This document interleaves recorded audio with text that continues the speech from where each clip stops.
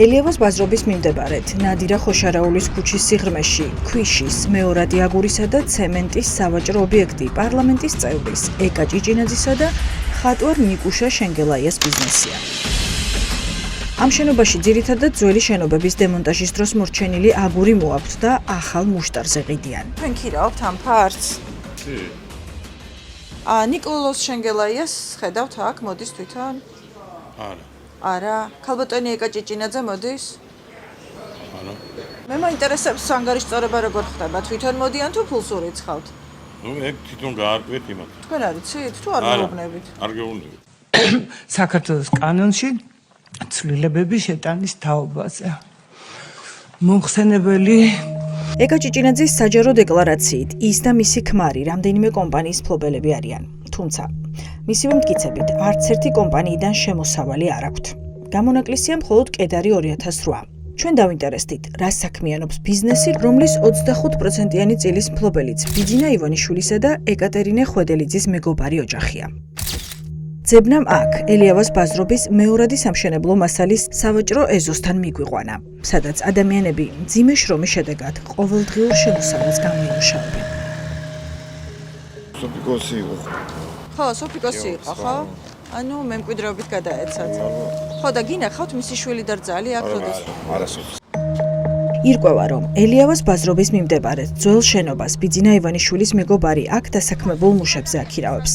იმ ხალხზე, ვინც ცემენტის ქარხნებიდან და ქვიშის კარიერებიდან ტომბრებით სამშენებლო მასალას ეზიდება და ყიდის. მილიონერი დეპუტატის ოჯახს ყოველთვე ფულს აქედან უგზავნიან.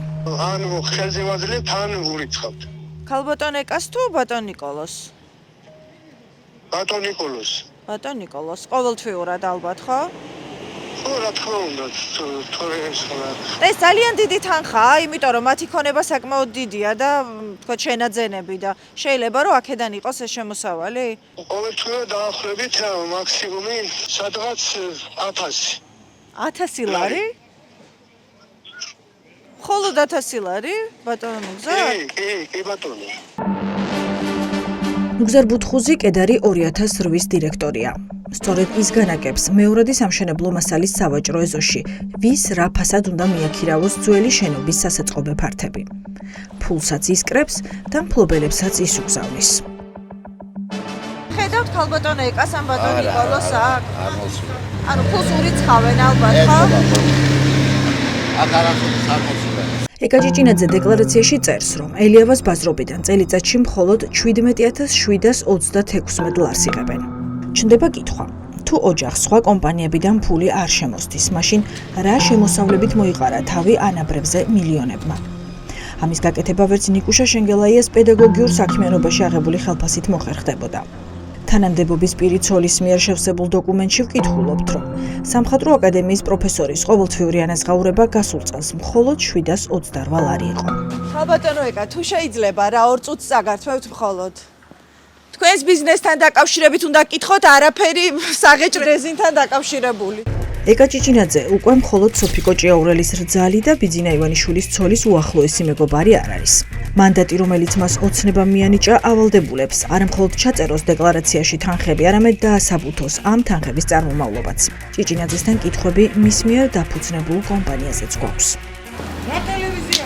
TV პირველიდან ვარ ქალბატონო ეკა. ხო და რა პრესია საფთან დალოდება. ექიმთან ძალიან ზუსტად 2 წუთი მინდა ქალბატონო ეკა, ფერომეტალზე უნდა გკითხოთ თქვენს კომპანიაზე. პირველი ბიზნეს წილი ბიძინა ივანიშვილის მეგობარი ეკა ჭიჭინაძის სახელზე მას შემდეგ გაჩნდა, რაც ხელისუფლებაში ივანიშვილი მოვიდა. ჭიჭინაძე ფერომეტალის აქციების მფლობელი 2014 წელს გახდა. ახლა წერს, რომ საწარმო აღარ ფუნქციონირებს. იმავე სიტყვობინებიან გასულ წელს ნიკუშა შენგელაიას მიერ რეგისტრირებულ კომპანია ჰიდროვეივზეც. შესაბამისად, კითხვა კიდე უფრო მეტი ჩნდება. ოცნების ახალწვეულ დეპუტატს კი, როგორც ჩანს, პასუხისგაცემა არ უნდა. ელიავას ბაზრობიდან შემოდის თქვენი შემოსავალი ძირითადად თუ რა არის თქვენი სიმდიდრის წყარო? ქალბატონო ეკა, ბიზნესმენი ხართ? 70,000 ევროიანი Mercedes GLC 200. 91,000 დოლარად შეფასებული Mercedes GL 450. 80,000 დოლარის ღირებულების Mercedes-Benz ML 400.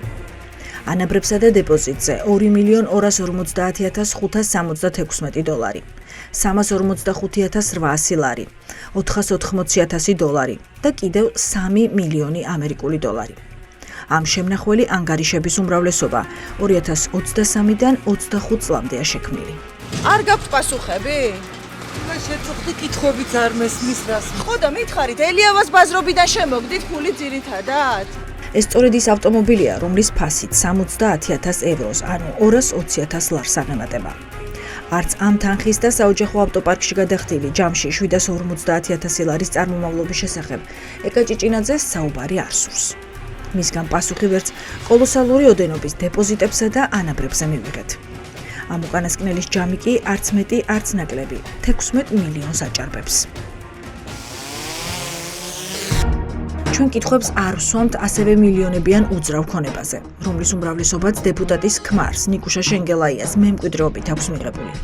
კითხვები მხოლოდ დეკლარაციის შევსებამდე შეძენილ ძვირად ღირებულ ავტომობილებსა და 2023 წლიდან დღემდე გახსნილ შემნახვალ ანგარიშებს ეხება. თუმცა, პრობლემა, რომელიც ოცნების პარლამენტში არსებობს, იმდენად სისტემურია, რომ ეკა ჭიჭინაძის მასშტაბს დიდი ხანია გასცდა. ირაკლი ღარიბაშვილი რის გამოც დაიჭერეს, იგივეს გამოგისვამ თქვენ კითხვას. თქვენს კომპანიებთან როდის ჰქონდათ ბოლო კავშირი? ნინო წილოსანი ბიზნესმენი დეპუტატია, ამასთან მილიონერი დეპუტატი. ამ შემთხვევაში მის მიერ დაგროვილი დოვლათის თვლას არ ვაპირებთ. მთავარი კითხვაა, ხომ არ იტყუება ქალბატონი ნინო, როდესაც ამბობს, რომ წილი სამართავად სხვას გადასცა და რეალურად ისევ თავად ხომ არ მართავს მისავე სახელზე არსებულ აქტივებს. აღარ გამოვყოთ, იმიტომ რომ თქვენი ოპერატორი თავად უხერხულად ასე უკუსვლით მიდის ხოლმე. და ეგ თქვენ გიქმნით პრობლემას? თუ ჩემი კითხვები გიქმნით პრობლემას? ანუ რა მეთქობა რომ რა პრობლემა აქვს მაშინ ეს კითხვებთან მიფასუხოთ, ქალბატონი, როდის იყავით ბოლოს ოფისში? იმიტომ რომ მე ვდარდობ, რომ თქვენც იგივე ბრალი არ წაგიყენო, თქვენს კომპანიებში რეალურად ჩართული ხომ არა ხართ? კომპანიების მუშაობაში, ქალბატონინო. როდის იყავით ოფისში ბოლოს? არ გაქვთ პასუხი, გასაგებია. ამ ჟურნალისტურ გამოძიებაში ჩვენ ვარკვევთ პარლამენტის მილიონერმა დეპუტატებმა ბიზნესების მართვაზე უარი მართლა თქვეს, თუ აქტივები სამართავად სხვებზე ფიქტიურად აქვთ გადაცემული. რეალურად კი საკუთარ კომპანიებს საკანონმდებლო ორგანოდან ლობირებენ. ვინმეს უნდა ეშინოდეს, რა ვიცი, ღარიბაშვილის кейსის ეს პირველ რიგში დეპუტატები, ანუ პირდაპირ მათზე არის, ანუ ნებისმიერს დაიჭერენ ძალიან მარტივად. ანალოგიურად, ანუ არაფერის გამოგონება არ უნდათ. არც კორუფციის გამოგონება უნდა და არც, რა ვიცი, ქრთამის მიცემის და არც ვაჭრობის და უბრალოდ აი მაგით. ვის ემუქრება საფრთხე და რატომ შეიძლება გაიზიარონ ღარიბაშვილის ბედი მისმა თანაგუნდელებმა? საჯარო სამსახურის შესახებ კანონის 63 მუხლი გვეუბნება, რომ თანამდებობის პირს არ აქვს უფლება მონაწილეობდეს სამეწარმეო საქმიანობაში. მას მხოლოდ აქციებისა და წილის ფლობა შეუძლია. ამ ჩანაწერის დარღვევა სისხლის სამართლის დანაშაული არ არის, თუმცა ღარიბაშვილის შემთხვევაში გამოძიებამ სხვა პრეცედენტი შექმნა. თქვა, რომ თუ ვინმე ბიზნესს იმ დროს აკეთებდა, რა დროსაც კანონი უკრძალავდა, ამ დროს მიღებული შემოსავალი ავტომატურად უკანონოდ ჩაითვლება. უკანონო შემოსავლების მიღება და ლეგალიზაცია კი უკვე სისხლის სამართლის დანაშაულია და 15 წლამდე პატიმრობით ისჯება. ამიტომ ახლა დეპუტატებს ვეკითხებით, მილიონებიანი ბიზნესები მართლა მიატოვეს 12,000 ლარიანი ხელფასის გამო თუ ეს ყველაფერი ფიქტიურია. როდის იყავით ბოლოს ოფისში? უნებრივია თანამშრომლებიც გნახავდნენ, კამერებსაც დაფიქსირებული იქნა, ხო? რა ხდება, მითხარით? ჯერ მითხარით, ჯერ მიპასუხეთ. თუ გაინტერესებს. იმიტომ რომ ღარიბაშვილისნაირ მდგომარეობაში არ აღმოჩნდეთ. ეს ხო აკრძალულია ბატონიშვილთან. აკრძალული. ბიზნეს საქმიანობა. მაგის გამო არ არის ბრალი წაყენებული აქვს. ხო, არა, მე არ ვეწევი ბიზნეს საქმიანობას. და როდის იყავით ოფისში, რატო ვერ მაგას რა მნიშვნელობა აქვს, მე როდის ვიყავი? ანუ ბიზნეს საქმიანობას ეწევით, თუ იქ დადიხართ და ჩართული არ ხართ. ვეწევი ბიზნეს საქმიანობას. როდის იყავით ბოლოს ოფისში? დელეგირებული მაქვს, დელეგირებული ვიცი, ოფიციალურად როგორც არის ბატონიშვილთა. როდის იყავით ბოლოს ოფისში, კამერებმა როდის დაგაფიქსირეს, თანამშრომლებმა როდის გნახეს? თანამშრომლებმა როდის გნახეს, რატო გაინტერესებს მე? აი, ამიტომ აინტერესებს ეს ყველაფერი ქაღალდზეა თუ სინამდვილეში? არ მართავ მე ბიზნესს. ახლა არ მართავ. არ გახსოვთ როდის იყავით ბოლოს ბატონიშვილთან? არ მართავ ბიზნესს. როდის იყავით ბოლოს რთულია ამაზე პასუხის გაცემა? შოთა ბერეკაშვილმა პირდაპირ პასუხისგაცემას თავი არიდა, რადგან თავადაც იცის, რომ ოფისში, საიდანაც მისი ბიზნეს იმპერია იმართება, ხშირად დადის და როგორც იქ დასაქმებულები გვიყვებიან, გადაწყვეტილებებსაც თავად იღებს. სამშენებლო კომპანია თეთრი კვადრატი მშენებლობებით ისანში, ნაფეტროებში, მინდელის ქუჩაზე, შარტავაზე და სამშენებლო კომპანია BK Construction, რომელსაც საერთაშორისო გამჭვირვალობა საქართველოს ბოლო მონაცემებით მხოლოდ სექტემბერში ბიუჯეტიდან 32 მილიონი აქვს მიღებული. საბუთების თანახმად, შოთა ბერეკაშვილმა ამ ბიზნესების მართვაზე უარი თქვა და ეს მრავალმილიონიანი იმპერია ცოლს გადააბარა. ახლა ჩვენ უნდა გადავამოწმოთ, რეალურად მართავს თუ არა დეველოპერულ ბიზნესს დიზაინერი მაკა კვიციანი. BK Construction-სა და თეთრ კვადრატში წილის მმართველ კვიციანს ვეძებთ, რომელიც ამასთან დირექტორიც უნდა იყოს. აღმოჩნდა, რომ ის აქ არასდროს არავის უნახავს. მაკა კვიციანი რა აქ მუშაობს, მეუღლეა ჩვენი მეუღლე არის, მაგრამ ის არის წილის მმართველი და მაგიტომ ვკითხულობ, თორე ვიცი რომ მეუღლეა. მაკა ოფისში ანუ არ დადის არ მუშაობს ჩვენთან. გაუკვირდათ. ეს ინფორმაცია, რომელსაც ბიზნეს ცენტრში გვაწვდიან, იმის მტკიცებულებაა, რომ წილების გადაფორმებას ქართულ რეალობაში ფიქტიური ხასიათი აქვს და მსგავსი გადაწყვეტილებები მხოლოდ ქაღალდზე ფორმდება. პარლამენტში მოხვედრა ძირითადად არის რაღაცა ტიპის ესე იგი ჯილდო, რომელიმე პრემიერის ესე იგი ოჯახის ახლობლები და მეგობრები, პარტიის დამფუძნებლის ბიძინა ივანიშვილის მეუღლის დაქალები და ასე შემდეგ, მინიმუმ 30 ადამიანი და მეტიც, რომლებიც არიან რეალურად ბიზნესმენები, მილიონერი ბიზნესმენები, რომლებიც პარლამენტში მოხვდნენ იმის გამო, რომ მათი ინტერესი არის საკუთარი ბიზნესის გაფართოება კორუფციული გზით. ან როდესაც დეპუტატი, ესე იგი დეპუტატის მანდატს და გავლენას იყენებს თავისი ბიზნესისთვის რაიმე ტიპის პრივილეგიის შესაქმნელად, ეს არის კორუფცია და ეს არის დანაშაული. არ შეიძლება ეს. და ჩვენ ხედავთ, რომ ყველა ამას აკეთებს. ვინცაც კი ბიზნესი აქვს და განსაკუთრებით დიდი ბიზნესი პარლამენტში, ყველა არის ამით დაკავებული. ანუ ყველა არის კორუფციონერი. კორუფციის მკვლევარების დაკვირვებით, ინტერესი ორმხრივია. მილიონერ დეპუტატებს გავლენები და ძალაუფლება საკუთარი ბიზნესის კიდევ უფრო გასაფართოებლად სჭირდებათ. ოცნებას კი ეს ბიზნესმენები პარტიული ყულების შესავსებად.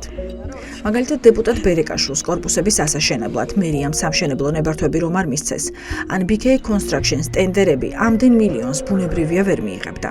თუმცა ეს მხოლოდ ბერეკაშვილის პრობლემა არ არის. ოფისში როდის იყავით ბოლოს თქვენ სამუშაო ოფისში? ოფისში ბოლოს? დიახ. არ ვიცი, არ დავდივარ საერთოდ, იშვიათად. თუ რაღაცას თუ საღამო ჩავიდე, ჩავალ ხოლმე, იქვე სახლში მაქვს, გვერდზე მაქვს. ხო, მესმის, მაგრამ აკრძალული არ არის ახლა ეს ბიზნეს საქმიანობის გამო არ იყო ირაკლი ღარიბაშვილს რომ რალი წაუყენოს. გავიგე, მაგრამ ჩემს ოფისში შევიდე, შევიარო და რაღაც იმავს რა, წიგნები მაქვს, ხანდახან დამჭირდება დიდი ბიბლიოთეკა მაქვს და ხანდახან მჭირდება და ალბათ წელიწადში ერთხელ შეიძლება ღამე შევიარო, ღამე გვიან. და დანაშაულად არ ჩაგითვლით ამას ქართული ოცნება? ოფისში რო შევიარო? ხო, იმიტომ რომ ბიზნესში რო იყო ჩართული ირაკლი ღარიბაშვილი, მაგიტომ არ წაუყენეს ბრალი. რაზე ბიზნესშია ჩართული, საღამო წიგნი ავიღო, გეცო ჩემ ოფისში? ოფისში რომ წიგნისთვის შედიხართ, მინდა გიჯერებთ ბატონ ბეჟანმა. ღამის საათებში მე დღე არ მცალია, სულ ახლა. ღამით შედიხართ? ხო, საღამოობით. ფეშან წაქაძის ოჯახსაც სამშენებლო ბიზნესი აქვს. თბილისის ელიტურ უბნებში კორპუსებს აშენებს და ბინებს ყიდის. ბოლოს შუაგულმთაწმინდაზე ისტორიული შენობა უნებართვოდ დაანგრია. ამტკიცებს, რომ ჩამოინგრა. ახლა აქ უზარმაზარ კორპუსს აშენებს. იცის, რომ ბიზნესის კეთება დეპუტატობის პარალელურად დანაშაულია და ბრალი ღარიბაშვილს სწორედ ამის გამო წაუყენეს. შეიძლება იშვიათად წელიწადში ერთხელ თვეში ერთხელ შევიარო წიგნი ავიღო ხოლმე. იმიტომ რომ მთელი ბიბლიოთეკა იქ ამა. პროფესიონალი ბიბლიოთეკაზე მაქვს საუბარი. საინტერესო ლიტერატურა გაქვთ? ეკონომიური კუთხით კი? ეკონომიკური. კი. ანუ მაინც ეკონომიკურ ლიტერატურას ეცნობით ხოლმე შევიხართ. კი არ შევდივარ, მომაგდა სახში ვეთქვი, იმიტომ სახში დაწვა კაბინეტი, ასე რომ პრობლემა არა. დეპუტატი წაქაძე ამბობს, რომ სამშენებლო ბიზნესს მისი შვილი მართავს. ოფისში ყოფნას კი წიგნების სიყვარულით ხსნის. ახლა ბატონი ბეჟანის ნაამბობს მისი კომპანიის ოფისში ვამოწმებთ. ვეძებთ ეკონომიკური ლიტერატურის ბიბლიოთეკას, რაზეც ქართული ოცნების წევრმა თავად მიგვითითა. რაც ბიბლიოთეკა მაქვსო და ეგ შეიძლება რომ ნახოთ რა ბიბლიოთეკა. არ არის ახლა აქვს და აქ ვიცი ცოტა რა არის. არა, თვითონ რო არ არის ვიცი, პარლამენტში იქნება. კი, წიგნები გამომაქვს ხოლმე, აქედან ოფისში შევდივარ ხოლმე. მაგდაგარი არის სახში თუ არანაირი ბიბლიოთეკა აქ არ არსებობს, აქ ოფისია სამშობლო კომპანია. არა, ჩემი ეკონომიკური წიგნები მაქვს, ეკონომიკური შინაარსის. არა, აქვს ხალბატონო, აქ არანაირი ეკონომიკური თავის სახში არ ვიცი, მოგეტყუდა თუ არა, აქ არა ვიცი, მე არასოდეს აქ ბიბლიოთეკა ასეთი არ არსებობს. თავისი კაბინეტში ხომ არ აქვს წიგნები? არა, და კაბინეტის ზემოთ აქვს თავის სახში. არა, ოფისში აქ არა, ხო? ბიბლიოთეკის გამოგონებული ისტორიაც გვაფიქრებინებს, რომ წაქაძესაც და სხვა მილიონერებსაც პარლამენტში გააზრებული აქვთ, რომ როდესაც ეს პარტიას დასჭირდება, ირაკლი ღარიბაშვილის პრეცედენტი შესაძლოა მათზეც განმეორდეს. ხელშეუხებლობით ღარიბაშვილი სარგებლობდა ბევრი წლის განმავლობაში.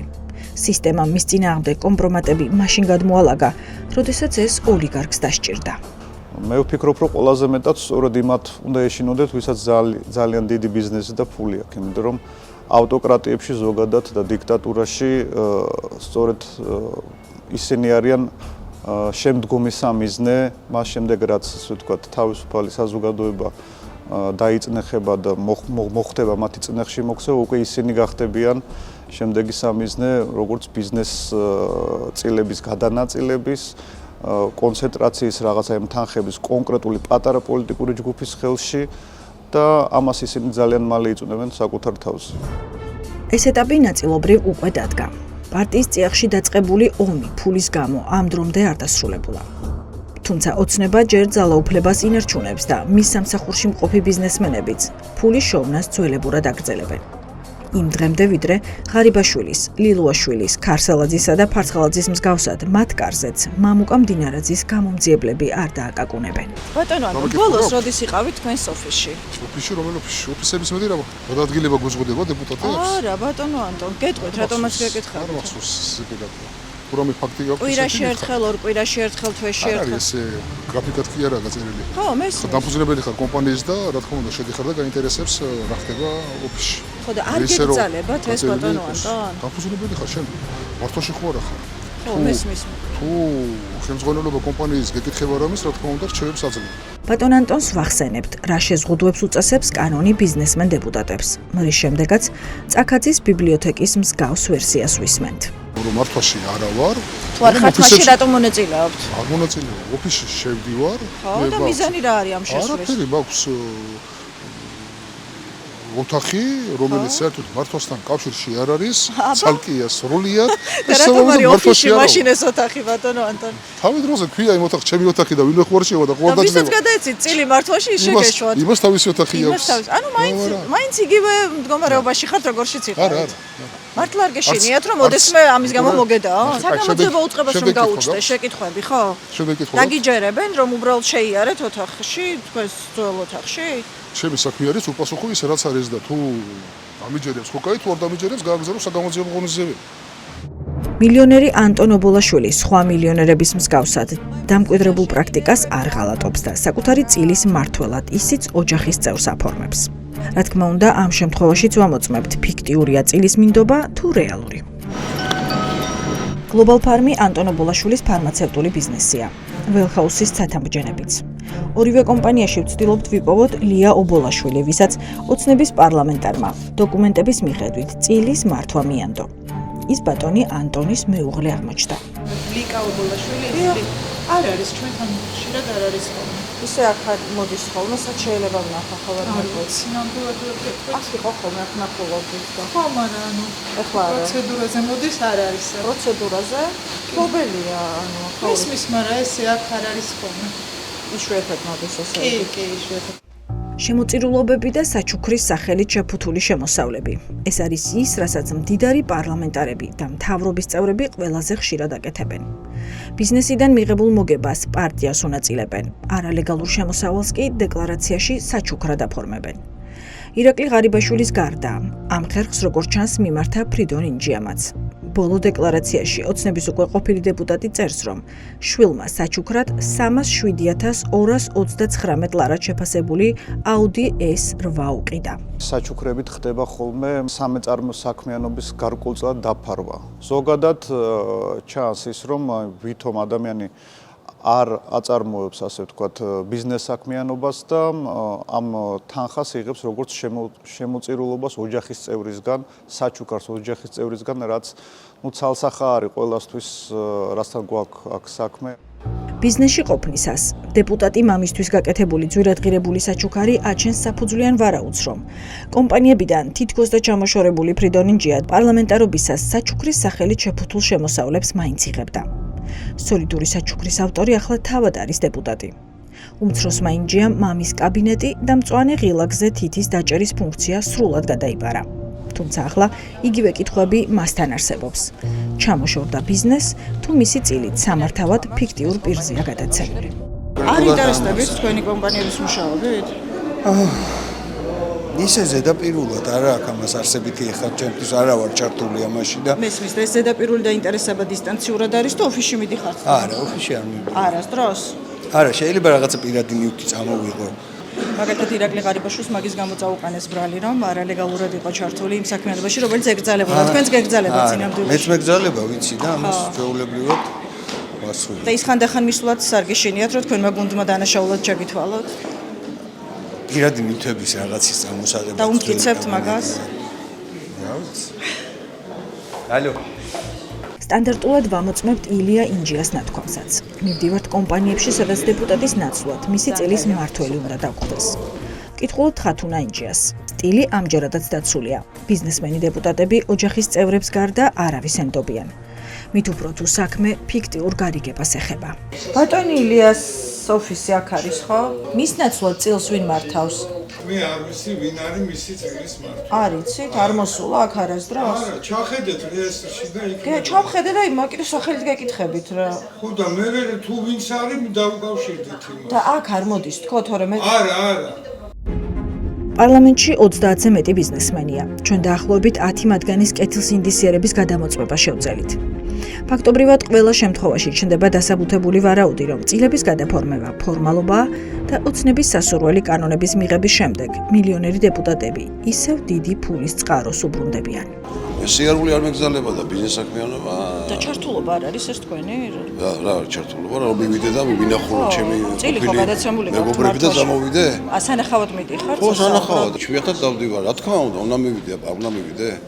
ვიცი, დაბუზრებელი გახლავართ, არ მივიდე? მესმის, მაგრამ ეს ხო აკრძალულია ახლა. აკრძალულია საქმის კეთება. და რა ვიცი ჩვენ შეგნით რომ შეხვალ თქვენ რასაკეთებ? ეხლა მე საწავალი არავის არ შევეკითხები. სიცრუეზე და პროპაგანდაზე რა აგებული. არის სიცრუე? მარტივ კითხვას გისვამ. თქვენს ოფისში როდის იყავით ბოლოს? რა არის სიცრუე?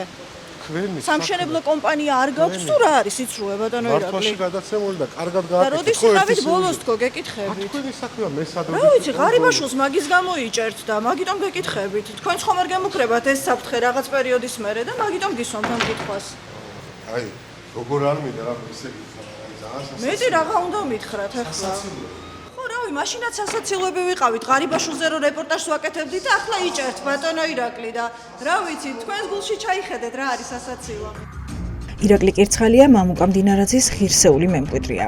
თუმცა მდინარაძისგან განსხვავებით მას დიდი ფინანსური ინტერესი აქვს. სამშენებლო ბიზნესის, საიდანაც მილიონები იჭრება და როგორც ოპოზიცია ამტკიცებს, საჭირო ნებართვების მოპოვება მხოლოდ ქართულ ოცნებასთან დაახლოებული პირებისთვისაა შესაძლებელი. ვახტანგ თურნავაც ოცნების დეპუტატია. მასაც ბიზნესი აქვს და სხვების მსგავსად, ხელისუფლების მხარდაჭერა ესაჭიროება. ეს ახალი ნაგებობა ქალაქის შუაგულში ახლახანს დასრულდა. სკილვილის ახალი პროექტის გახსნას ვაკო თურნავასთან ერთად ირაკლი ყობახიძე და კახა კალაძეც ესწრებოდნენ. გაწყვიტა თუ არა კავშირი ახალგაზრდა პარლამენტარმა დაფუძნებულ კომპანიებთან და არ ღვევს თუ არა შესაბამისად ისიც კანონს. როდის მოდის ხოლმე? ძალიან იშვიათად. იშვიათად. კი, მაგრამ დღეს იყო. დღეს იყო? დღეს. რა სტატუსით მოდის აქ მაშინ? ბატონი ვახტანგი ჩვენ გულშემატკივარი რჩება. გულშემატკივრობა, თანადგომა და ერთგუნდად ყოფნა ოცნებაში მხოლოდ იმ დრომდე გრძელდება, ვიდრე ეს ქვეყნის და ამ ადამიანების არაფორმალურ მმართველს უნდა. ახლა პარლამენტში მისი ოჯახის მეგობრების დროა. მერე რა რომ ხმის მიცემის პროცედურაშიც მეცადინეობა სჭირდებათ. თავარია რომ ქვორუმი არის და მწვანე წითელში არ ერევათ.